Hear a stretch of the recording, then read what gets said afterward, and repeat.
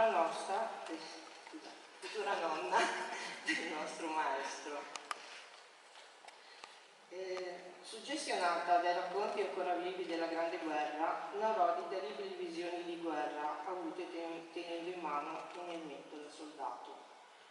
Messa in musica da Francesco Rossi ed eseguita da noi per la prima volta nel 2018 durante le commemorazioni del centenario della Prima Guerra Mondiale, rimane purtroppo ancora attuale in questo periodo storico, dove ogni giorno abbiamo notizie tragiche di donne, uomini, bambini uccisi, colpevoli solo di essere nati in zone eternamente in conflitto.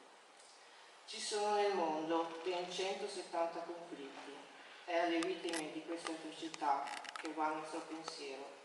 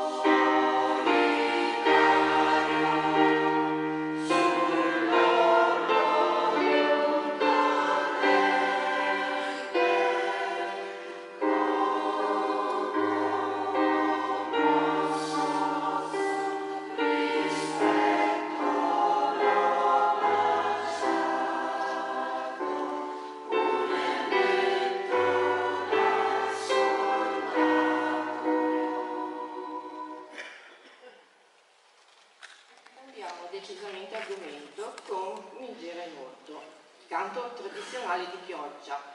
Narra di una giovane donna che, stando affacciata al balcone, ricorda la prima volta che incontrò lo sguardo del suo amato, ora imbarcato per mari lontani, e prega il cielo di rimanere sereno affinché lui possa ritornare sano e salvo. Arrangiato sempre per noi dal nostro maestro.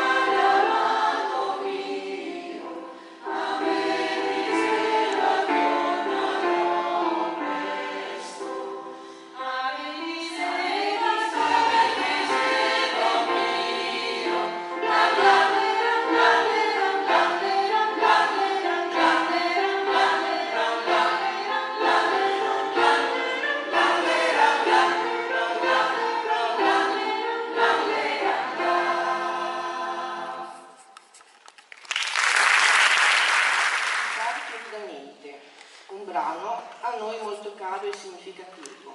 Il testo fu scritto da un personaggio importante del nostro territorio, la poetessa Lida D'Avanzo, che fu una giovanissima staffetta partigiana e subito dopo la guerra maestra elementare dei nostri nonni, che impararono a leggere e scrivere nei corsi da lei tenuti nella scuola serale di Croce, scuola che ora porta il suo nome.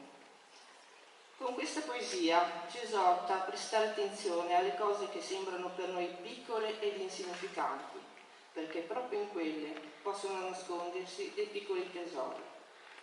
La musica è sempre del nostro infaticabile maestro Francesco Rossi.